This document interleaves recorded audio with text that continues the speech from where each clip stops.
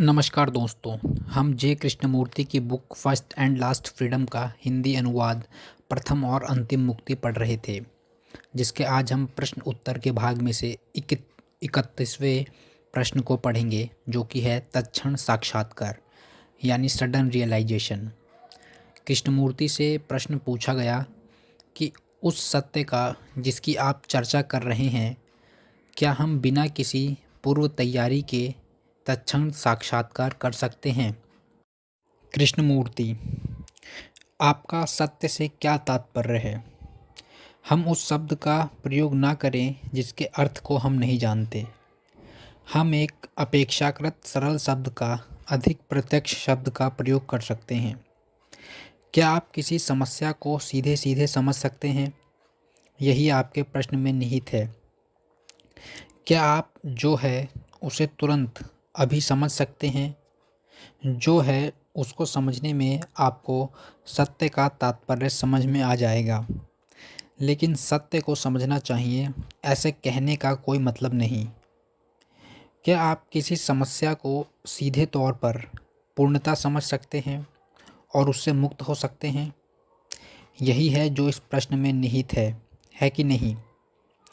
क्या आप किसी संकट को, चुनौती को तत्काल समझ सकते हैं, उसके समस्त तात्पर्य को देखकर उससे मुक्त हो सकते हैं? जिसे आप समझ लेते हैं उसका कोई संस्कार नहीं रह जाता, अतः बोध अथवा सत्य ही आपका मुक्तिदाता है। क्या आप किसी समस्या से, किसी चुनौती से अभिमुक्त हो सकते हैं? क्या जीवन चुनौतियों की और उनके प्रत्युत्तरों की श्रृंखला नहीं है? यदि किसी चुनौती के प्रति आपका प्रत्युत्तर संस्कार जनित है, सीमित है, अधूरा है, तो उस चुनौती का निशाना, उसका अवशेष रह जाता है, जो किसी दूसरी नई चुनौती द्वारा और मजबूत हो जाता है। इस प्रकार अवशिष्ट स्मृति, संचित अनुभव, ये निशान निरंतर बने रहते हैं और इन निशानों, इन संस्कारों के द्वारा आप नए का सामना करने का प्रयत्न करते हैं और इसलिए आपका नए से मिलना कभी हो नहीं पाता। अतः आप कभी समझ नहीं पाते, किसी भी चुनौती से मुक्ति संभव नहीं हो पाती। तो समस्या प्रश्न यह है कि क्या मैं किसी चुनौती को पूर्णतः एवं सीधे सीधे समझ सकता हूँ, उसके समस्त महत्व का, उसकी समस्त सुगंध का, उसकी गहराई, उसके सौंदर्य, उसकी कुरूपता का बोध कर सकता हूँ और इस प्रकार उससे मुक्त हो सकता हूँ? चुनौती सदा नई होती है, क्या नहीं होती? समस्या हमेशा नई होती है। उदाहरण के लिए, जो समस्या कल आपके सामने थी, उसमें आज इतने परिवर्तन हो चुके होते हैं कि आज जब आप उसका सामना करते हैं तो वह एकदम नई होती है। लेकिन आप उसका सामना पुरातन के साथ करते हैं, क्योंकि आप उसका सामना बिना स्वयं में परिवर्तन लाए ही करते हैं, बस अपने विचारों में कुछ हेर फेर भर कर लिया करते हैं। मैं इसे दूसरी तरह से कहूँगा। मैं आपसे कल मिला था, इस बीच आप में परिवर्तन आया है, आप कुछ बदलावों से गुजरे हैं, लेकिन मेरे पास अब भी आपकी कल वाली छवि है। मैं आज आपसे आपकी कल वाली छवि के साथ मिलता हूँ और इसलिए आपको समझ नहीं पाता। मैं केवल आपके कल वाले चित्र को समझता हूँ। यदि मैं आपके संशोधित, परिवर्तित रूप को समझना चाहता हूँ तो मुझे कल के चित्र को हटाना होगा, उससे मुक्त होना होगा। दूसरे शब्दों में, चुनौती सदा नई होती है और मुझे उससे सदा नए रूप से मिलना होगा। बीते हुए कल का कोई अवशेष नहीं रहना चाहिए, इसलिए मुझे उस कल को अलविदा कहना होगा। आखिरकार जीवन है क्या? यह सदैव नवीन है ना? वह कुछ ऐसा है जिसमें सदा परिवर्तन हो रहा है, जो सदा एक नया भाव रच रहा है। आज कभी कल जैसा नहीं होता और यही जीवन का सौंदर्य है। क्या आप और मैं हर समस्या का सामना नए रूप में कर सकते हैं? जब आप घर जाएं, तब क्या अपनी पत्नी और अपने बच्चों से अभिनव रूप में मिल सकते हैं? उस स्थिति से, उस चुनौती से क्या आपका मिलना नए तौर पर हो सकता है? यदि आप कल की स्मृतियों के बोझ से दबे हैं, तो आप ऐसा नहीं कर सकेंगे। अतः एक समस्या के, एक संबंध के सत्य को समझने के लिए आपको उसके निकट नए सिरे से आना होगा। खुले दिमाग से नहीं, क्योंकि उसका कोई अर्थ नहीं है।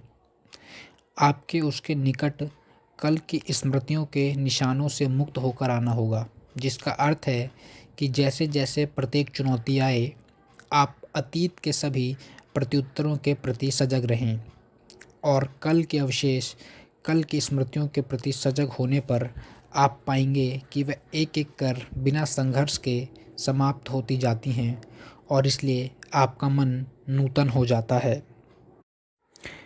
क्या हम सत्य का तत्क्षण बिना किसी तैयारी के साक्षात्कार कर सकते हैं? मैं कहता हूँ हाँ, कर सकते हैं। और मेरा यह कहना मेरी कोई कल्पना नहीं है, मेरा कोई भ्रम नहीं है।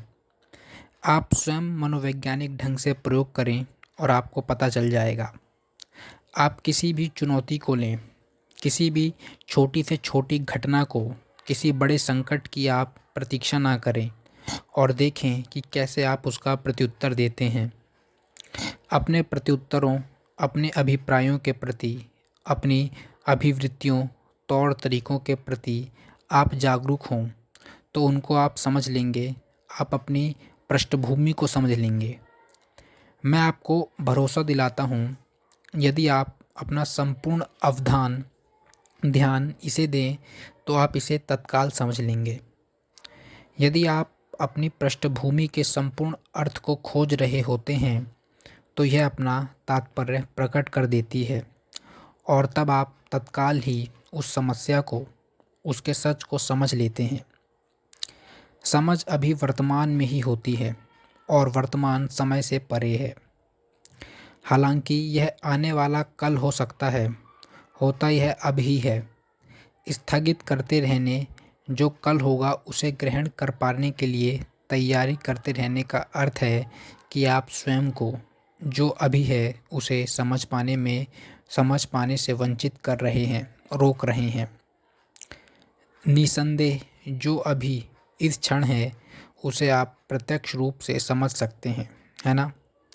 जो है उसे समझने के लिए आपको अनुद्विग्न, अविचलित रहना होगा। अपना दिल और दिमाग इसमें लगाना होगा। उस क्षण पूरी तरह से आपकी वही एकमात्र रुचि होनी चाहिए।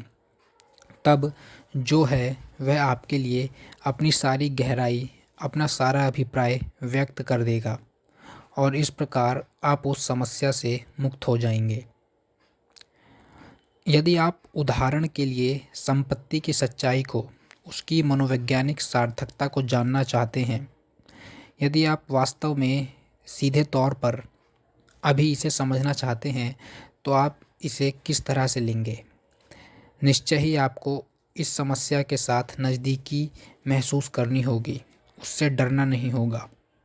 अपने और उस समस्या के बीच किसी मत को, किसी उत्तर को नहीं आने देना होगा। केवल तभी जब आपका उस समस्या से प्रत्यक्ष संबंध होगा, आपको उसका उत्तर मिल पाएगा। यदि आप कोई उत्तर पेश करेंगे, यदि आप मूल्यांकन करेंगे, मानसिक अरुचि पैदा कर लेंगे, तो आप समस्या को आगे के लिए टाल देंगे। आप उसे कल समझने की तैयारी करेंगे, जिसे केवल अभी समझा जा सकता है। अतः आप कभी समझ नहीं सकेंगे। सत्य के बोध के लिए किसी तैयारी की दरकार नहीं होती। तैयारी में समय निहित है और समय सत्य को समझने का साधन नहीं है। समय निरंतरता है और सत्य कालातीत, निरंतरता रहित है। समझ में नैरंतर्य नहीं होता, वह क्षण प्रतिक्षण होती है, अवशेष रहित होती है। कहीं ऐसा तो नहीं लग रहा है कि मैं इसे बहुत कठिन बनाए दे रहा हूँ, लेकिन यह सरल है, समझने में आसान है। अगर आप इसके साथ प्रयोग करें, इसका परीक्षण करें। लेकिन यदि आप किसी सपने में खो जाएं, इस पर ध्यान साधने लगें, तो यह बड़ा कठिन बन जाता है। जब आपके और मेरे बीच कोई अवरोध नहीं होता, तो मैं आपकी बात समझ जाता हूँ। जब मैं आपके प्रति खुला, अवरोध रहित होता हूँ, तो आपको सीधे तौर पर समझ पाता हूँ और ऐसा हो पाना समय पर निर्भर नहीं है। क्या समय मुझे अवरोध रहित बना देगा? क्या किसी पूर्व तैयारी, पद्धति, अनुशासन से मुझ में आपके प्रति खुलापन आ जाएगा? नहीं। जो बात मुझे आपके प्रति अवरोध रहित बनाएगी, वह है समझने की मेरी मंशा। मैं खुला होना चाहता हूँ क्योंकि मेरे पास छिपाने के लिए कुछ नहीं है। मैं भयभीत नहीं हूँ, इसलिए मुझ में अवरोध नहीं है और तब तत्क्षण सहसंवाद अंतर्मिलन होता है। सत्य की मौजूदगी होती है। सत्य को ग्रहण करने के लिए, उसके सौंदर्य, उसके आनंद को जानने के लिए एक ऐसी तत्क्षण ग्रहणशीलता का होना आवश्यक है जो सिद्धांतों, आशंकाओं और उत्तरों से धुंधली ना पड़ी हो। तो दोस्तों, यह प्रश्न यहीं ख़त्म होता है। उम्मीद करता हूँ आपको अच्छा लगा होगा और समझ में भी आया होगा। अगर अच्छा लगा तो वीडियो को लाइक करें और चैनल को सब्सक्राइब करें। And finally, thank you for your valuable time.